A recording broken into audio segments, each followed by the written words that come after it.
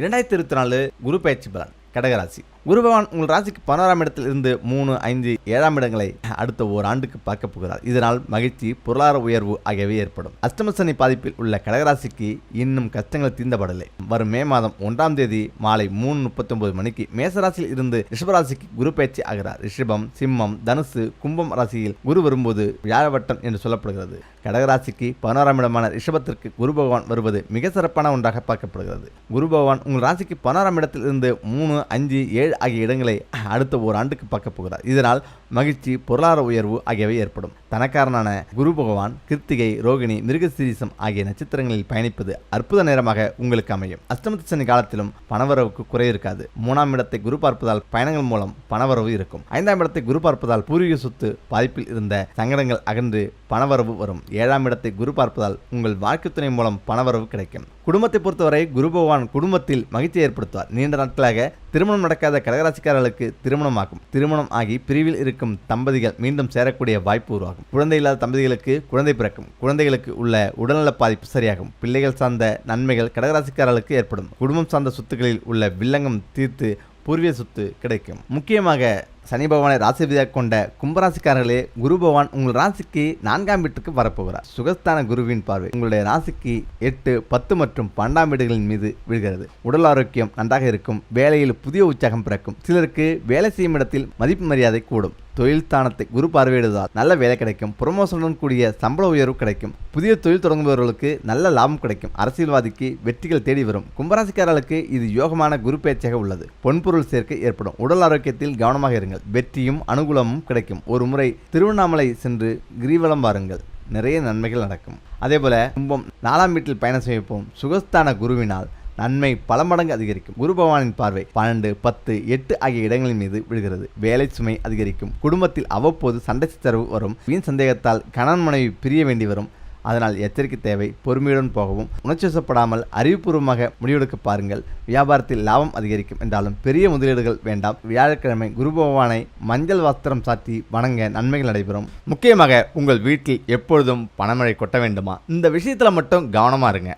வாஸ்துபடி விநாயகர் மற்றும் லட்சுமி தேவியின் சிலையை வீட்டின் வடகிழக்கு திசையில வைக்க வேண்டும். அதே போல விநாயகர் மற்றும் லட்சுமி சிலைக்கு முன்பாக தினமும் தீபம் ஏற்ற வேண்டும். இப்படி செய்வதால வீட்டுல பணத்துக்கு பஞ்சமே இருக்காது. உங்கள் வீட்டுல எப்போதும் பணமழை கொட்ட இந்த விஷயத்துல மட்டும் கவனமா இருக்கணும். நிதி பிரச்சனை உங்களுக்கு அதிகமா இருக்கா? ஆனா உங்கள் வீட்டின் பூஜை அறையில லட்சுமி தேவியுடன் இந்த சிலையை வைத்தா பண பிரச்சனை முற்றிலும் நீங்கும். வாஸ்துபடி நிதி முன்னேற்றம் வீட்டின் கிழக்கு மற்றும் வடகிழக்கு திசையுடன் நேரடியா தொடர்புடையது. வாஸ்து நிபுணர்களின் கூற்றுப்படி இந்த திசையில வாஸ்து குறைபாடு இருந்தால் அந்த நபர் பணம் தொடர்பான பிரச்சனைகளை சந்திக்க நேரிடும். இந்த திசையில சில பொருட்களை வைப்பதன் மூலமும் நீங்கள் நிதி சிக்கல் இருந்து விடுபடுவீங்க. அதனால்தான் வாஸ்துபடி வெற்றிகரமான தொழில் மற்றும் நிதி செழிப்புக்காக சில விஷயங்களை இந்த திசையில முதலீடு செய்வது நல்லது. இது உங்கள் நிதி நிலையை பலப்படுத்தும். நீல பிரமிட் வீட்டின் வடக்கு திசையில நீல நிற பிரமிடு வைப்பது மங்களகரமானதாக கருதப்படுது. இதை வீட்டில் வைப்பதால பணத்தட்டுப்பாடு வராது என்கிறது வாஸ்தாத்திரம். கண்ணாடி கிண்ணம் சில தங்கள் வீடுகளில் கண்ணாடி பொருட்களை அழகாக அலங்கரித்து வைத்திருப்பாங்க. வாஸ்துபடி வீட்டின் வடக்கு திசையில கண்ணாடி கிண்ணத்தை வைக்க வேண்டும். அதனுடன் ஒரு வெள்ளி நாணயத்தையும் கிண்ணத்தில் வைக்க வேண்டும். இவ்வாறு செய்வதன் மூலம் லட்சுமி தேவியின் அருள் பெறுவீங்க. வாஸ்தாஸ்திரப்படி துளசி செடியை வீட்டின் வடக்கு திசையில நட வேண்டும். இவற்றுடன் அமலா மரத்தை நடுவதும் நன்மை பயக்கும். குடும்பம் பொருளாதார வளர்ச்சிக்கு உதவுது. விநாயகர் மற்றும் லட்சுமி தேவியின் சிலை வாஸ்துபடி விநாயகர் மற்றும் லட்சுமி தேவியின் சிலையை வீட்டின் வடகிழக்கு திசையில வைக்க வேண்டும். அதே போல விநாயகர் மற்றும் லட்சுமி சிலைகளுக்கு முன்பாக தினமும் தீபம் ஏற்ற வேண்டும். இப்படி செய்வதால வீட்டில் பணத்துக்கு பஞ்சம் இருக்காது. லாக்கர் வாஸ்துபடி வடக்கு திசையின் அதிபதி குபேரன். எனவேதான் அந்த திசையில பணம் வைக்க பாதுகாப்பு மற்றும் லாக்கர் ஏற்பாடு செய்ய வேண்டும் என்கின்றனர் அறிஞர்கள். குபேரன் செல்வத்தின் கடவுளா கருதப்படுறாரு. அவருடைய ஆசீர்வாதத்தை பெற இந்த திசையில பத்திரமாக வைச்சா வீட்டுல பணப்பிரச்சனை இருக்காது. வழிபாட்டிற்கு வடக்கு திசை. ஒவ்வொரு வீட்டிலும் ஒரு பூஜை அறை அல்லது சன்னதி இருக்க வேண்டும். அவர்களால ஒரு பூஜை அறையை ஏற்பாடு செய்ய முடியவிட்டா குறைஞ்சபட்சம் ஒரு அலமறையாவது தெய்வத்திற்கான பூஜை நிகழ்ச்சிகளை செய்ய பயன்படுத்தப்படுது. வழிபாட்டிற்கு வடகிழக்கு திசை சிறந்தது. மேலும் பூஜை செய்யும் போது உங்கள் முகம் கிழக்கு நோக்கி இருக்க வேண்டும். பூஜை அறையில் உள்ள சிலைகள் 9 அங்குல உயரத்துக்கு மேல் இருக்கக்கூடாது. எந்த ஒரு தெய்வத்தின் சிலை அல்லது உருவப்படம் மகிழ்ச்சியான தோரணையில அமைக்கப்பட வேண்டும். கோபமான சிலைகளின் உருவப்படங்களை வைக்க வேண்டாம். உடைந்த மற்றும் கலைந்து போன சிலைகளை தரையில் வைக்கக்கூடாது. தரையில் இருந்து குறைஞ்சது 2 அங்குலம் உயரம் இருக்கலாம். பூஜை அறையில நம்முடைய முன்னோர்களின் உருவப்படங்களை கண்டிப்பா வைக்கக்கூடாது. வீட்டில் பொன்பொருள் சேர்ந்து பணமழை பொழிய 108 1 ரூபாய் நாணயத்தை இத்துடன் சேர்த்து வைத்து விடுங்கள்.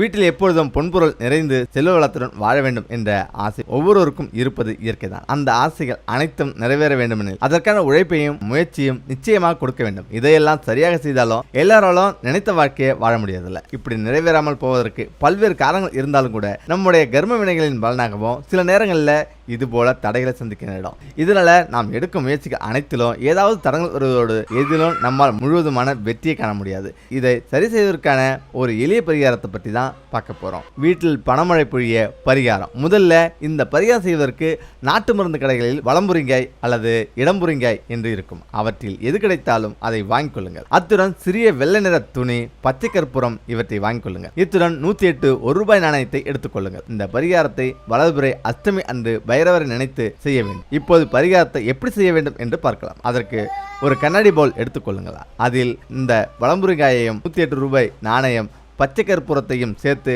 பூஜை அறையில் வைத்து பைரவரை மனதார் நினைத்து தீபம் ஏற்றி வைத்து விடுங்கள். இப்போது விளக்கின் முன் அமர்ந்து உங்களுடைய பண தேவைகள், பணப்பிரச்சனைகள் அனைத்தும் சரியாக வேண்டும் பைரவரை மனதார் நினைத்து வேண்டிக் கொள்ளுங்கள். இந்த நேரத்தில் உங்களுக்கு பைரவர் மூலம் மந்திரம் தெரிந்தால் அதையும் சொல்லுங்கள். இது மேலும் விசேஷமான பலனை தரும். அதன் பிறகு பவுலில் உள்ள பொருட்கள் எல்லாம் வெள்ளை நிற துணியில் சேர்த்து முடிச்சாக கட்டி கொள்ளுங்கள். இந்த முடிச்சை அப்படியே பவுலில் வைத்து பணம் வைக்கும் இடத்தில் வைக்கலாம். அது பீரோ, வீட்டு வரவேற்பு அறை அல்லது தொழில் செய்யும் இடத்தில் வைக்கலாம். இந்த முடிச்சு இருக்கும் இடத்தில் பணவரவு தாராளமாக இருக்கும். வீட்டில் செல்வம் சேரவும் பணவரவு பெருகவும் இந்த பரிகாரம் நல்ல பலனை கொடுக்கும் என்று சொல்லப்படுகிறது. முக்கியமாக குரு பெயர்ச்சி வழிபாடு தலங்கள். திருக்கோவிலூர் ஏறத்தாழ 2000 ஆண்டு பழமையானது திருக்கோவிலூர் கோவில், பெருமாள் கோயில். இக்கோயிலின் திருப்பணிகளை சோழர், பாண்டியர், பல்லவர், விஜயநகர மன்னர்கள் செய்துள்ள தகவல் கல்வெட்டுகள் மூலம் தெரிய வருகிறது. இந்த ஆலய தலவிருட்சம் புன்னை மரம், ஆஞ்சநேயர், கருடாழ்வர், முனியப்பசாமி இங்கு எல்லை தெய்வங்கள். இந்த ஆலயத்தில் 3 ராஜகோபுரங்களும் 4 சிறிய கோபுரங்களும் உள்ளன. ஆழ்வார்கள் பாடிய 108 வைணவ திருத்தலங்களுள் இதுவும் ஒன்று. இங்கு அருள் செய்பவர் பெருமாள். விழுப்புரத்திலிருந்து தென்மேற்கில் 40 கிலோமீட்டர் தொலைவிலும், திருவண்ணாமலைக்கு தெற்கில் 35 கிலோமீட்டர் தொலைவிலும் உள்ளது திருக்கோவிலூர். கோவில் 5 ஏக்கர் பரப்பில் அமைந்துள்ளது. திருத்தணி முருகன் திருவள்ளூர் மாவட்டத்தில் உள்ளது. திருத்தணி அரக்கோணத்துக்கு வடக்கே 13 கிலோமீட்டர் தொலைவிலும், சென்னையிலிருந்து வடமேற்கு 84 கிலோமீட்டர் தொலைவிலும் இருக்கிறது. இங்கு மலை மீது முருகப்பெருமான் காட்சி தருகிறார். அருணகிரிநாதர் 63 திருப்புகழ் பாடல்களால் இத்தலத்தை போற்றிருக்கிறார். இம்மலை வடக்கே சிறிது வெண்ணிறமாக இருப்பதால் பச்சரிசி மலை என்றும், தெற்கே கருமை நிறம் நிறைந்திருப்பதால் பினாக்கு மலை என்றும் அழைக்கப்படுகிறது. மலையடி வாரத்திலிருந்து கோயிலுக்கு செல்ல 365 படிகள் ஏற வேண்டும். இது ஓராண்டை குறிக்கிறது. பாய் தூரம் சென்றால் மலையின் வலப்புறத்தில் ஒரு சுனை இருக்கிறது. அது பிரம்ம சுனை எனப்படுகிறது. இந்திரனின் வாகனமாகிய ஐராவதம் என்னும் யானை தெய்வானை அம்மையின் திருமணத்தின் போது சீதனமாக இந்திரனால் கொடுக்கப்பட்டது. அதன் பின் இந்திரனுடைய செல்வம் குறைந்தது. அக்குறை நீங்க இந்திரன் இத்தலத்தில் செங்கழுநீர் பூவால் முருக கடவுளை வழிபட்டான். ஐராவதத்தை கொண்டு செல்ல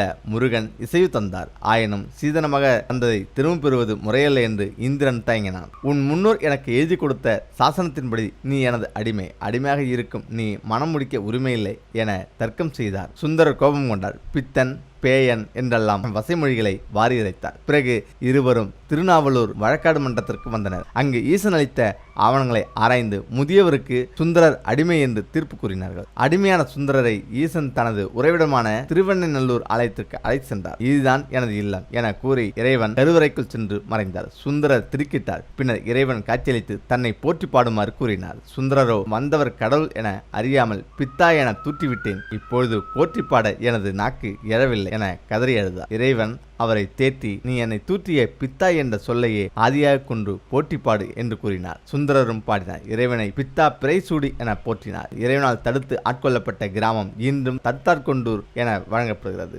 இது விழுப்புரம் மாவட்டத்தில் உள்ளது. இங்குள்ள சிவாலயம் கிபி 1184 ஆண்டில் வீரராஜேந்திர சோழனால் கட்டப்பட்டது. கலைமகளும் திருமகளும் கல்வி பெரிதா செல்லும் பெரிதா என்று வாதிட்டது இங்குதான். தைப்பூசமும் மகா சிவராத்திரியும் இவ்வாலயத்தில் மிக சிறப்பாக நடைபெறுகிறது. ரிஷிவந்தியம் உதகை பானலிங்கம் திருக்கோயில் உதயகாந்தல் நகரில் அமைந்துள்ளது. காசி விஸ்வநாத சுவாமி திருக்கோயில். தெய்வ வழிபாட்டில் முதலாக தோன்றியது மர வழிபாடு, பிறகுதான் லிங்க வழிபாடு தோன்றியது என்ப தத்துவஞானிகளும் வரலாற்று அறிஞர்களும். அப்படி வழிபாட்டில் இருந்த தலவிருட்சம் பட்டு போய் சிதிலமடைந்ததும் அதன் நினைவாய் கல்லை நட்டு வழிபட்டனர் மக்கள். அதுவே லிங்க வழிபாடாக மாறியது. 1000 கல்லிங்கங்களுக்கு ஒரு ஸ்படிகலிங்கம் சமம். 12 லட்சம் சிவலிங்கங்களுக்கு ஒரு பானலிங்கம் சமம். அத்தகைய பானலிங்கம் தான் உதகைக்காந்தல் நகரில் உள்ள திருக்கோயிலில் இருக்கும் லிங்கம். சிவன் அருள்மிகு ஸ்ரீ காசி விஸ்வநாத சுவாமியாக இங்கு அமர்ந்து அருள்வாளிக்கிறார். வேலூர் ஜலகண்டேஸ்வரர் திருக்கோயிலில் அமைந்துள்ளது போல் நவஜோதி அமைந்துள்ளது. இக்கோயிலின் இன்னொரு சிறப்பு, இந்த ஜோதியை தினமும் 16 முறை சுற்றி வந்தால் அவர்களின் சகல பிணிகளும்